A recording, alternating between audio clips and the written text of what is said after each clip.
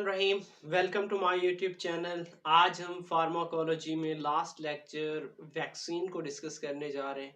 इससे पहले के तमाम लेक्चर्स मेरे यूट्यूब चैनल पे अवेलेबल है, आप लोग जाके विजिट कर सकते हैं। भाई सिंध हो, पंजाब हो, फेडरल बोर्ड हो, केपीके हो, डजंट मैटर, आप किसी भी बोर्ड से बिलोंग करते हो, जनरल कंसेप्ट आपके लिए मुझे इस वजह से मुझे सारे पाकिस्तान के स्टूडेंट्स बायो 10th के इधर चाहिए।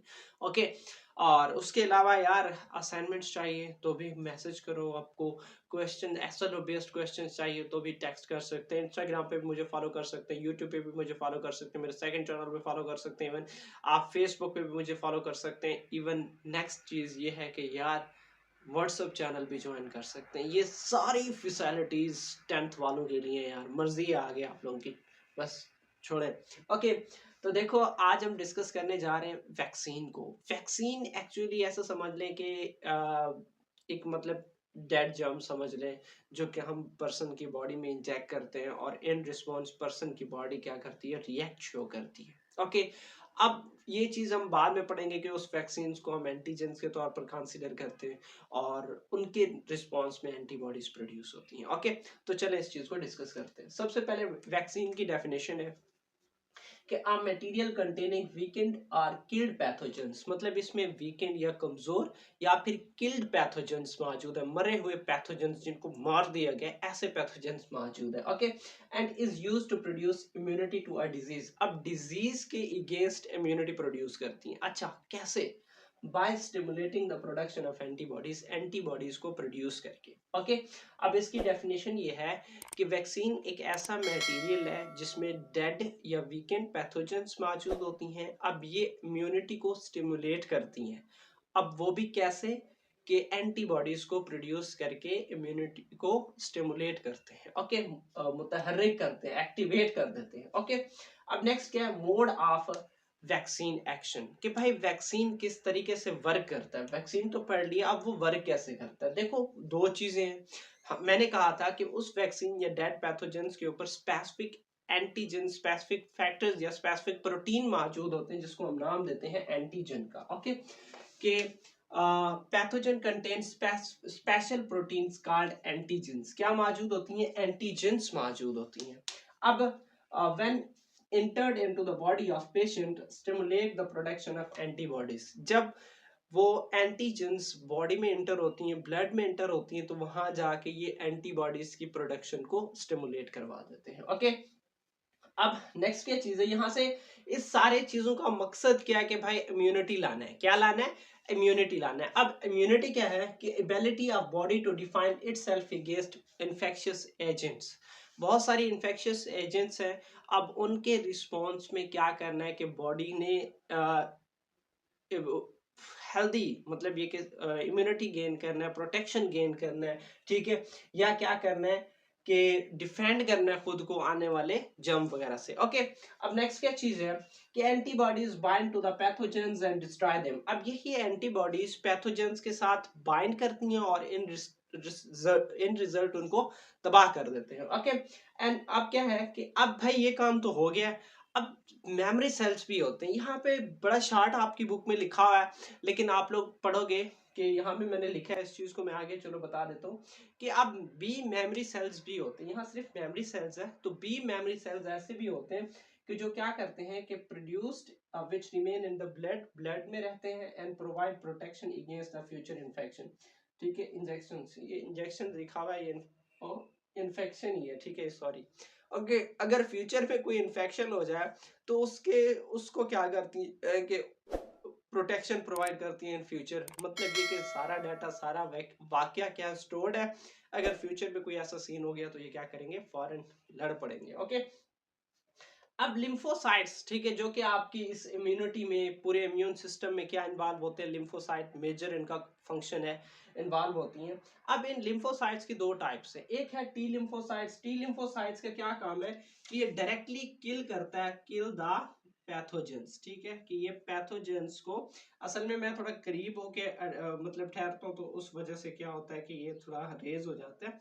अब जो टी लिम्फोसाइट्स हैं वो डायरेक्टली पैथोजेंस को क्या करती हैं, किल करती हैं। अब उसके अलावा जो बी लिम्फोसाइट्स हैं वो क्या प्रोड्यूस होती हैं, एंटीबॉडीज प्रोड्यूस होती हैं। चले मैं यहाँ आपके नॉलेज में थोड़ा इजाफा कर दूं। देखो जैसे ही एंटीजेंस यानी पैथोजेंस हमारे बॉडी के अंदर इंटर होते हैं, तो सबसे पहले हमारे टी सेल्स एक्टिवेट होते हैं। टी लिम्फोसाइट्स वैसे इसकी 4 टाइप्स हैं, तो आप अगली क्लास में पढ़ोगे। एक टी स्प्रेसर सेल है, टी सेल्स है, टी हेल्पर सेल्स है, टी मेमोरी सेल्स है। तो अब जो टी सेल्स जब इस चीज को आइडेंटिफाई करते हैं कि अच्छा ये इशू आ गया है, तो वो क्या करते हैं कि दो काम करते हैं। एक तो मतलब अपनी तादाद को बढ़ाते हैं, ताकि क्योंकि ये डायरेक्टली जाके उनको किल करते हैं। और दूसरा क्या करते हैं कि ये आपके बी लिम्फोसाइट बी सेल्स को जाके एक्टिवेट कर देते हैं। अब बी सेल फिर क्या करेगा, फर्दर एंटीबॉडीज प्रोड्यूस करेगा और बी मेमोरी सेल्स भी प्रोड्यूस करेगा। और इससे क्या होगा कि वो आहिस्ता आहिस्ता से सारे जर्म्स को क्या करेंगे, डिस्ट्रॉय करेंगे। अब जो एंटीबॉडीज प्रोड्यूस होती हैं वो 3 दिन तक आपके ब्लड सेल में रहते हैं, और उसके बाद क्या हो जाते हैं, वो खत्म हो जाते हैं, डिस्ट्रॉय हो जाते हैं। लेकिन जो बी मेमोरी सेल्स हैं वो थ्रू आउट द काफी टाइम तक रहते हैं। ओके, अब नेक्स्ट क्या चीज है कि इसका मोड ऑफ एक्शन क्या है। अच्छा, एक चीज है कि हम फर्स्ट दफा मतलब फर्स्ट टाइम वैक्सीन इंजेक्ट करवा लेते हैं कोविड-19 के। और मैंने भी मतलब वैक्सीन लगवाई थी।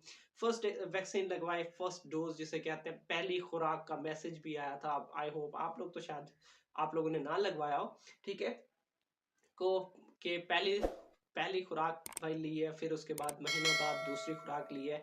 एक्चुअली फर्स्ट वैक्सीन तो आपने इंजेक्ट करवा ली, लेकिन जो सेकंड वैक्सीन है उसको हम नाम देते हैं बूस्टर डोज। मतलब ये कि आपके इम्यून सिस्टम दोबारा सेट हो जाता है, अब उसको दोबारा धक्का देने के लिए आप क्या करते हो, बूस्टर डोज लेते हो, ठीक है। अब बूस्टर डोज आप होने वाले फंक्शन को ज्यादा स्पीड अप कर देगा। ओके, तो अब नेक्स्ट क्या चीज है, ये वो प्रोसीजर है जिसके तहत क्या होता है कि आपकी बॉडी में इम्यूनिटी आती है। सबसे पहले भाई हम बात करते हैं वैक्सीन की। वैक्सीन क्या है, एक डेड पैथोजन है। अब उससे ये आपको पता है कि एक फॉरेन एंटीजन है, इसको हम क्या करते हैं, अपनी ब्लड में इंजेक्ट करवाते हैं। जैसे ही अपने ब्लड में इंजेक्ट करवाएंगे तो ये हमारी इम्यून सिस्टम को क्या कर देगा, स्टिमुलेट कर देगा। क्या करेगा, हमारी इम्यून सिस्टम को स्टिमुलेट कर देगा, ठीक है। अब इससे क्या होगा कि हमारे जो बी सेल्स हैं वो एक्टिवेट हो जाती हैं। क्या एक्टिवेट हो जाते हैं, बी सेल्स एक्टिवेट हो जाते हैं, ठीक है। इसमें ये सिर्फ और सिर्फ एक्चुअली एंटीबॉडीज के यहाँ जिक्र कर रहे हैं, तो इस वजह से उन्होंने बी सेल्स लिखा है। लेकिन आपके टी लिम्फोसाइट्स भी एक्टिवेट होते हैं, वही टी लिम्फोसाइट ही आपके बी सेल्स को एक्टिवेट करते हैं। ओके, टी लिम्फोसाइट्स का मतलब टी सेल्स, ठीक है। सॉरी, ये इस चीज को जरा गौर कीजिएगा। ओके, अब जैसे बी सेल एक्टिवेट हो गया, अब इनमें दो चीजों की प्रोडक्शन होती है। एक तो प्लाज्मा सेल की प्रोडक्शन होती है। अब प्लाज्मा सेल फर्दर क्या करेगा, एंटीबॉडीज प्रोड्यूस करेगा, और एंटीबॉडीज आपको पता है उनके साथ बाइंड होके उनको किल करेंगे। नेक्स्ट क्या चीज है, B memory cell. B memory cell का क्या काम है कि ये होने वाले इंफॉर्मेशन को क्या करता है कि डाटा स्टोर कर के रखता है, ताकि फ्यूचर में अगर कोई ऐसा सीन आया तो उसको फौरन पकड़ लिया जाए। ओके, कि बी मेमोरी सेल्स की फॉर्मेशन होती है, और वो future protection against the disease क्या करेंगे, हमें प्रोवाइड करेंगे। ओके, तो ये था हमारा आज का टॉपिक। इसके साथ ही इस चैप्टर का खाता क्लोज, ठीक है। You are welcome. आप हमारे मतलब व्हाट्सएप चैनल को भी ज्वाइन कर सकते हैं। आप लोग मुझे इंस्टाग्राम पे भी फॉलो कर सकते हो, इवन फेसबुक की भी बात की है यार, आप लोग वहाँ भी जाके फॉलो कर सकते हैं, ठीक है। तो ये आने वाले सेशन हो सकता है आप लोगों को मतलब ये कि ये वीडियो आप जल्दी देख लें, तो आप लोग हमारे साथ शामिल हो जाइए। इंशाल्लाह हम मिलते हैं नेक्स्ट वीडियो में।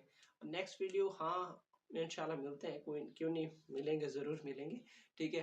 तो तब तक इजाज़त चाहता हूँ। ओके, अल्लाह हाफिज़।